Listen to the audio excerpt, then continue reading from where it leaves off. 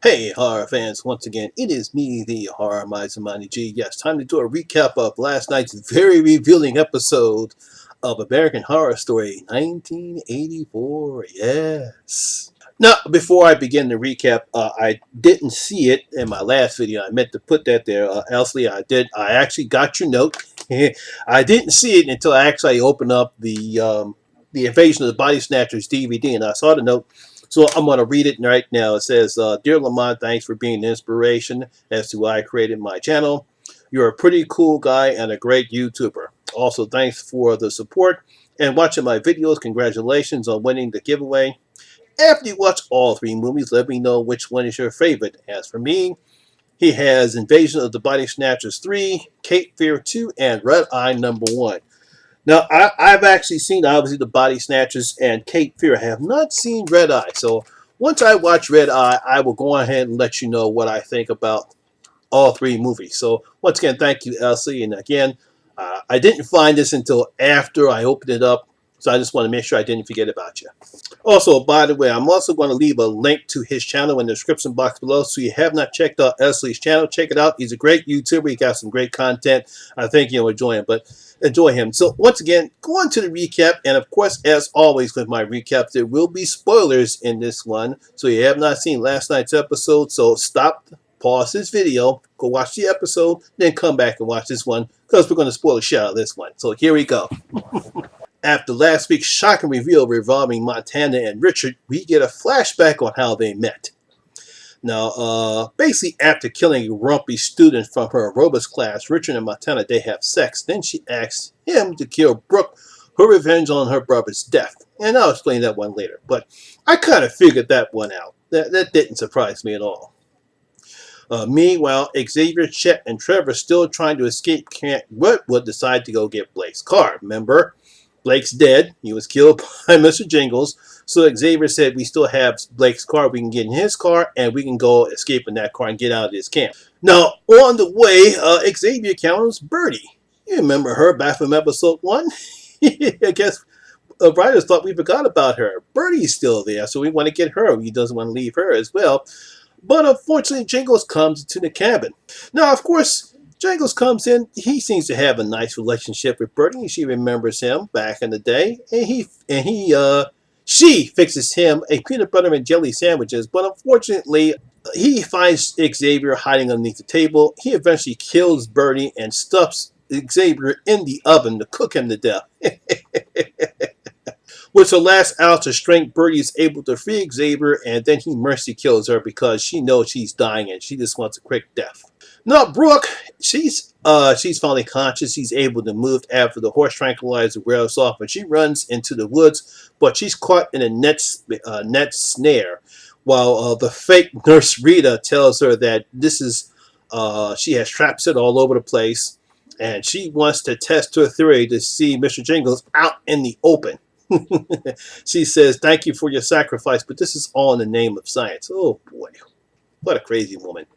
Now, both Mr. Jingles and the Night Stalker see Brooke trapped into the net, and they decide to have a fight between the two killers, which was very good, by the way. And despite his best efforts, Richard is killed by Jingles when he impales him on a tree branch in very gruesome fashion. I mean, yeah, and great practical effects too, but very gruesome. Now, Jingle finally confronts Margaret, and we learn the truth about the 1970 massacres, that it was Margaret, not Benji, who killed all those campers. Oh, no. While he's about to get his revenge on Margaret shoots him dead, and she also kills Trevor's all the way. Oh, man. Poor Trevor. Now, Margaret, Xavier, Montana, and Brooke watching horror as Blake's car burns, leaving them with no way to get out of Camp Redwood. Meanwhile, the fake nurse Rita watches in horror as a Night Stalker floats in the air with some unseen force. His wounds are all healed and he's alive and well. What the fuck is going on in this camp?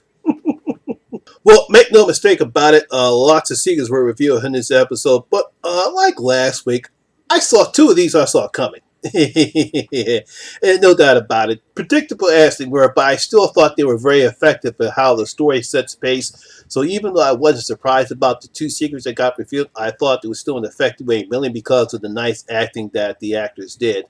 And that's I believe that's Leslie Cummins who plays Margaret, and Bertie Lord who plays Montana. I thought the actresses did a pretty good job, and despite the fact, like I said again, even though it was very predictable, and I'm pretty sure anyone else could have saw this coming about the two secrets that got revealed here. First of all, I love how Richard and Montana first meet. Now, after a whiny student in aerobics class goes off because he wants to listen to Cyndi Lauper, not Billy Idol, Richard Ramirez kills and disembowels him. Another bloody and great scene. Now, after having hot and heavy sex with the serial killer, Montana asks him to kill Brooke. What? Why does she want Brooke killed? Well, you see, it turns out the best man who is a Brooke's it turns out that the best man who Brooke's fiance killed on her wedding day was her brother. Now, she believes, like her fiance did, that Brooke and her brother had sex together. Now, Brooke still denies this, and she wants Ramirez to kill her for revenge. She said she took away the only person she ever loved, and that was her brother, and she wants Brooke to suffer. Now, I get the feeling that there's more to that story because I believe Brooke isn't telling the entire truth. I just have a feeling. But that part, I'm not surprised, but I still like the way how that scene was played. Again, mainly because I like the chemistry that Brooke, not Brooke, Montana and Ramirez have. They have great chemistry in that scene together. And of course, seeing that guy struck up was fantastic. Once again, great practical effects. Now, it was nice seeing the Night Stalker and Mr. Jingles go head to head against each other. I also saw this coming too. It reminded me of Freddy versus Jason.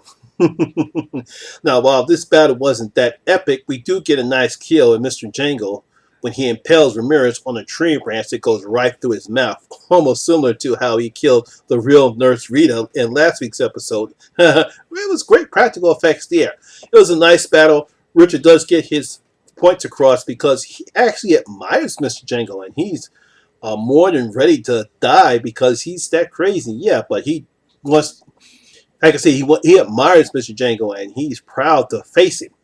So, like I said, nice little battle and nice good practical effects.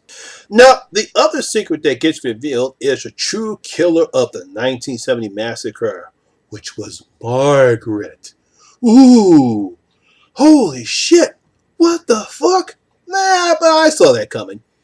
I can't believe, I believe it was probably the second episode when I noticed something weird going on. I believe when the hitchhiker looks at Margaret and we get a little semi-flashback of Margaret bloodied up and a knife in her hand. And that's when I bet that was her. She did the killing and not Benji. We see in a small flashback where Margaret is getting bullied by other camp counselors and Benji befriended her. He felt sorry for her, but she was getting picked on. Fed up, Margaret decides to kill all the counselors, including the threesome that we saw in the first episode. I mean, she cuts off her own ear and places the ear trophy necklace in Benji's ammo box. Poor Benji, he tries to plead his innocence, but it falls on deaf ears. He's arrested. She testifies against him. He's convicted. He gets thrown into the asylum asylum, and all that. After all the electroshock therapy that he receives, changed his memory that he actually believed that he's the killer. So when he finally confronts Margaret, he doesn't understand that Margaret is actually killing. Now, obviously, he tries to get revenge on Margaret, but she shoots him dead. Bang, bang, bang. And poor Mr. Jingles, he's dead. When Trevor comes into her cabin and believes that everything is safe, she kills Trevor. Oh, no. Poor Trevor. You know, I actually feel more sorry for my YouTuber, the Twisted Sister Chauncey, because I know she loved Trevor.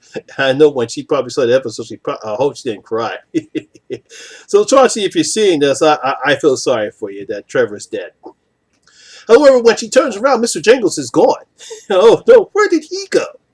Now, a badly face-burning Xavier encounters Jingles. Now, it's possibly his ghost, and he tells him, it wasn't me, it wasn't me. But, of course, he turns around when Brooke sees him. He's no longer there. So it could be his ghost. We don't know yet. We also see Montana arrive as well. An explosion brings him to Blake's car where Margaret tells him that Trevor is dead. He was killed by Mr. Jingles, and now they have no way of getting out of the camp because all the cars are messed up. They can't go anywhere, and they're stuck there. with unfortunately not knowing that Margaret is the true killer.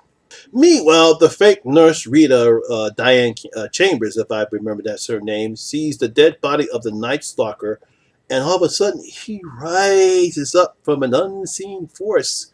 His wounds are all healed, and he's back good and alive, ready for round two as he has that evil grin on his face, seeing the fake nurse Rita standing there. Uh-oh, what in the world is going on here, people? So, as I stated before, I wasn't surprised by the revelations that Margaret is a true killer. Obviously, Montana wants revenge against Brooke because she blames Brooks for her brother's death. I wasn't surprised by any of those reveals. I kind of suspected that's where they were going. Obviously, there's going to be some more secrets to get revealed. We're about halfway through the season right now. Really pretty good season so far. I'm very impressed with where they're going. I like the extra added elements that they had in this film, where this is not strictly just a straight slasher film. We have some supernatural aspects going on here. And I love the mystery aspect of this season so far, because there's obviously more secrets are going to get revealed. Because as I stated before, there's more going on with Brooke that we meet there. I think there's something she's hiding behind, and I think that once the season goes, we'll get more secrets going to get revealed, and I can't wait to see what they are. So, my horror fans, what do you think about this episode of American Horror Story 1984? Did you love it? Were you a bit surprised that some of the secrets are getting revealed so far? And what do you think about the season so far? We're almost halfway through. Leave your comments on your comment section below and tell me what you thought about American Horror Story 1984. So, once again, that's my video for the day, guys. Hope you did enjoy it. And if you did, please give it a thumbs up. And once again, if you're new here, please hit the subscriber button and ring that notification bell. That way you can come and enjoy the horror experience with me, the Horror Miser Monty G. And as always, all my social media links will be down in the description box below as well. Once again, my name is Lamont Smith, better known as the Horror Miser Monty G. And always remember, horror rules. Ready? Take us home. We're out. From the prime time, bitch!